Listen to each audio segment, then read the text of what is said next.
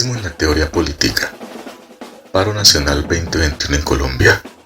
¿Una confrontación de masculinidades?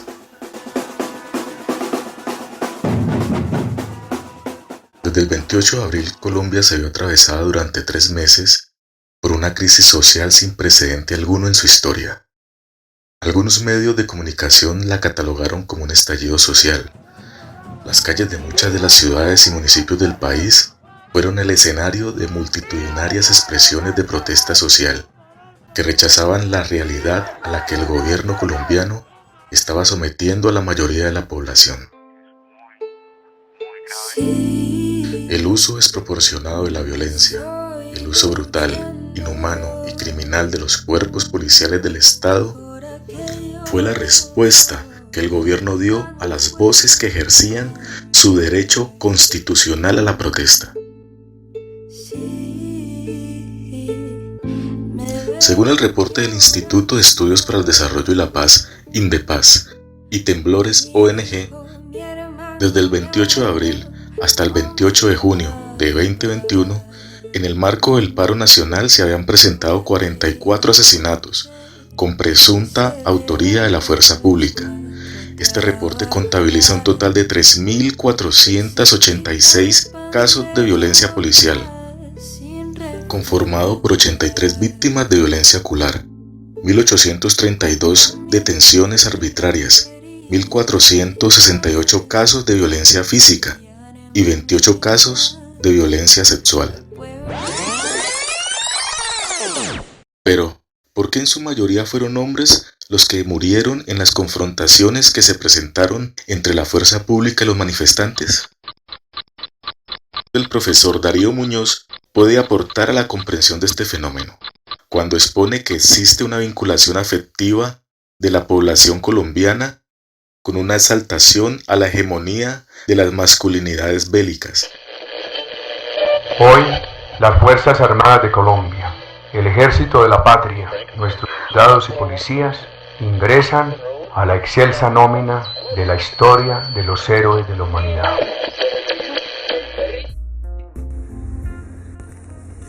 Esta pasión bélica masculina es previamente abonada durante la infancia, mediante la exposición de los niños a patrones obligados de conductas sociales culturalmente relacionadas con su sexo. El aguante físico, el endurecimiento emocional y la indiferencia frente al sufrimiento de otros son ejemplos de estos patrones.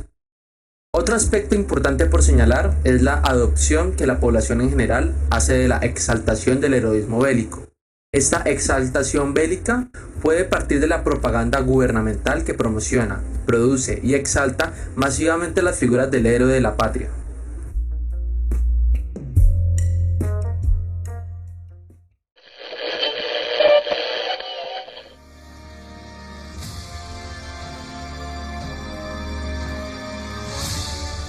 Gracias, Aviación Ejército Nacional.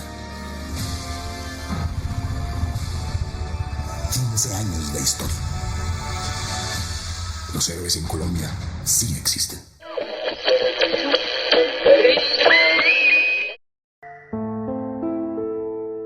El caso emblemático en el paro, donde se evidenció la adopción de estas masculinidades bélicas del lado de la población civil, fue el caso de las primeras líneas. Estos grupos, conformados en su mayoría por hombres jóvenes, con escudos improvisados, con cascos, guantes, gafas y otros pocos con máscaras antigases, se conformaron con el propósito de defender a los manifestantes en contra de las acciones violentas de la fuerza pública durante todas las protestas. Pese a que estos grupos de civiles desarmados tenían un fin netamente defensivo, fueron innumerables los episodios documentados audiovisualmente donde la policía, el SMAT y el Grupo de Operaciones Especiales GOES aparecieron disparándoles usando de manera ilegal todo tipo de armamento. En medio de estos condenables hechos, la opinión pública calificó como heroica la labor de las primeras líneas, sobre todo en las primeras semanas de las protestas. La señora que lo cuida, malabarista de la vida con buen ánimo, que trata de hacer maromas con un sueldo mínimo, con la sonrisa.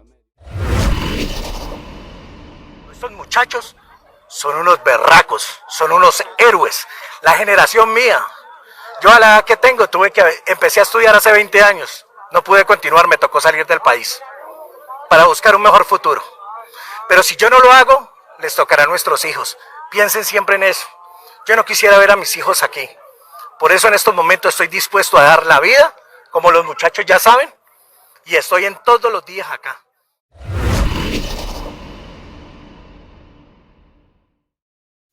Un caso particular fue el de un joven en Popayán, quien fue apodado Capitán Colombia, el cual por su corpulencia física recibió tweets como: dicen que mastica granadas y escupe esquirlas. Dicen que Capitán Colombia para las tanquetas solo con su escudo. Hace bíceps con un smart en cada mano. Uf, este man se echa los gases de desodorante. Este tipo de mensajes en las redes sociales muestran cómo los cuerpos masculinizados, bajo una serie de prácticas de virilidad ligadas a demostraciones de poder y el uso de la fuerza física y armada, llegan a institucionalizarse en la opinión pública. El reconocimiento de héroes a los integrantes de las primeras líneas por parte de la sociedad colombiana reafirmó esa condición de machos meros machos, a quienes se enfrentaban de manera arriesgada e improvisada a las balas del bando contrario.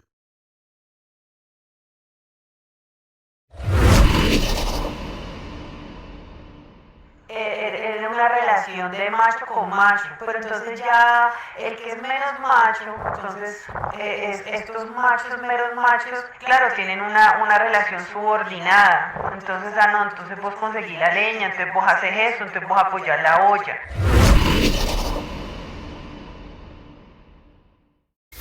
Volviendo al caso del Capitán Colombia, él en un principio representó el estereotipo de la masculinidad hegemónica, siendo viralmente cosificado y sexualizado en las redes sociales debido a la contextura de su cuerpo. Sin embargo, días después, al aparecer en otras imágenes donde se mostraba su baja estatura, fue objeto de burlas por las mismas redes sociales, donde días antes se le había considerado un héroe.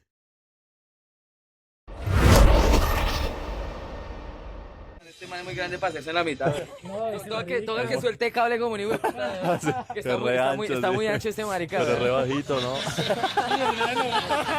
Por ahí escuché que no creció más porque le pesaba 1 tonelada cada huevo, parece. Pero si sos un pitufo con anabólicos. Ese man es re chiquitico.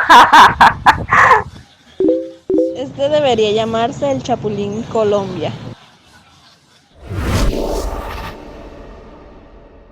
Son algunas muestras de los mensajes que en redes sociales recibió el Capitán Colombia por su estatura. Esa característica física de la estatura, que no cumplía con los patrones estereotipados de masculinidad, causó una fractura en esa concepción de masculinidad bélica, donde al final se puede concluir que al héroe se le reconoce como tal solo si cumple con los patrones bélicos masculinos establecidos. Es mediante este proceso construido hegemónicamente que se puede explicar también la jerarquización masculina que se dio al interior de las primeras líneas.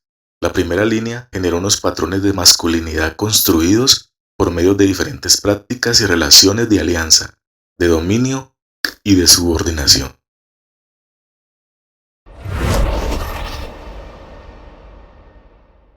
Pero claro, yo quería estar pues al frente y los manes que estaban ahí no me dejaban, me protegían.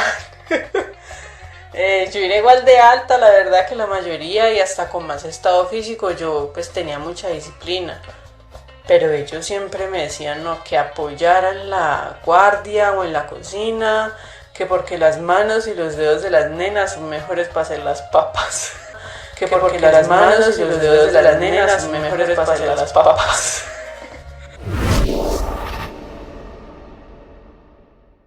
Estos quienes respondían a esa imagen de hombre violento eran los de la primera línea, pero los que no respondían tanto eran los que recogían piedras. Es clave entonces reconocer que entre las diversas masculinidades existen relaciones de poder, además de las que se dan entre géneros, y como lo expone Connell, estas relaciones se construyen a través de prácticas que excluyen e incluyen, que intimidan, que explotan. De igual manera ocurre con las masculinidades bélicas estatales de la fuerza pública y las fuerzas militares, cuando se nota esa jerarquización entre los diferentes comandos o grupos especializados. Por lo tanto, también es posible considerar que los enfrentamientos por la defensa de los puntos de resistencia fueron una confrontación entre masculinidades, una institucional y otra desde el sentir popular. Porque ellos tienen cuerpo de acero, pecho de acero. Pese a todo esto, tras las personas que resistían en las barricadas, se empezaron a generar nuevas formas de articulaciones sociales al interior de las comunidades afectadas. Tras el telón de la disputa de masculinidades, donde la consigna dice que el más fuerte es el que combate, se evidenció que en realidad el más fuerte biológicamente es el que coopera. Durante este estallido social fue fundamental la participación de personas no hegemónicas. Se hizo muy popular la participación de madres y mujeres jóvenes en la primera línea, donde tuvieron una destacable participación en combate y defensa del derecho constitucional a la protesta. Fue notorio el crecimiento de movimientos feministas a partir de movimientos como Ni Una Más, Ni Una Menos y Me Too. Se incentivó el compañerismo y el sentido de pertenencia entre personas no hegemónicas. Se elaboraron recomendaciones para las manifestantes, protocolos, clases de defensa personal, pautas de autocuidado. Fueron promotores y promotoras de la movilización pacífica a través de espacios sociales, educativos y culturales, tales como obras de teatro, cursos de baile, juegos recreativos, contar cuentos, cantar, imprimir consignas en camisetas, promover discusiones políticas, brindar clases de política en la calle, clases de tejido, donde participaron mujeres indígenas. Se promovió el muralismo, performance. Las mujeres cantadoras del Pacífico alzaron su voz, recordando la crítica situación que se vive en esta zona. Las mujeres indígenas usaron rituales de sanación, música y baile andino. Fue también importante el acondicionamiento de bibliotecas en los espacios en el que se citaron los puntos de bloqueo. Todas estas actividades hicieron parte de estos espacios promotores de una lucha por el cambio social.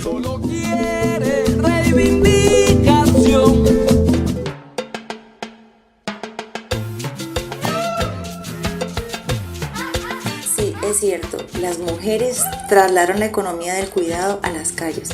Su papel para la comunidad en ninguna manera se hallaba eclipsada por el aparente fulgor de las acciones de las masculinidades bélicas.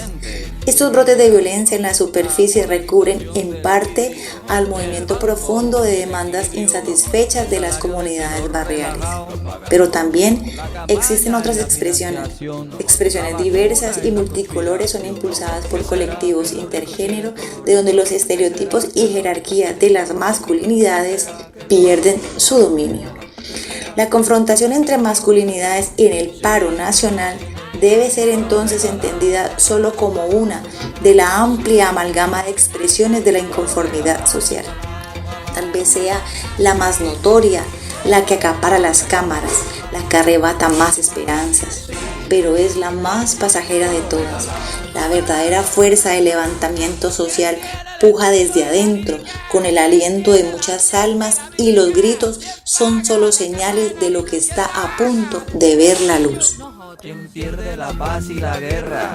¿Quién pierde el pedazo de tierra? ¿Quién es el bombero y el artista? ¿Quién echa el asfalto en la autopista? ¿Quién maneja las máquinas? ¿Quién enseña matemáticas? Feminismo en la teoría política, Facultad de Educación y Pedagogía, Estudios Políticos y Resolución de Conflictos, Universidad del Valle. Producido por Marcela Vega, William Villalobos, Daniel Cuellar, Edwin Ortiz. Créditos: Ainya Producciones, 6 de mayo 2021. Ainya, Tambores por la Vida y la Libertad. Archivo de video YouTube. Edson Belandia, 27 de abril de 2021. Edson Belandia y Adriana Liscano, todo regalado. Archivo de video YouTube. La Manada Feminista de Derechos Humanos, @ La Manada Colectiva Feminista, 13 de abril de 2021. Las mujeres son mejores en la cocina, compañera. Audio, Instagram. Orgánica Producciones, 26 de noviembre de 2019. Yo marché. Niño Sacro, canción oficial del paro nacional. Ograms on the Beat. Archivo de video YouTube. Ejército Nacional de Colombia, 7 de octubre de 2010. Gloria sobre el horizonte. Héroes Aviación Ejército. Los héroes en Colombia sí existen. Archivo de video YouTube. Ensamble Pacífico, 14 de junio de 2017.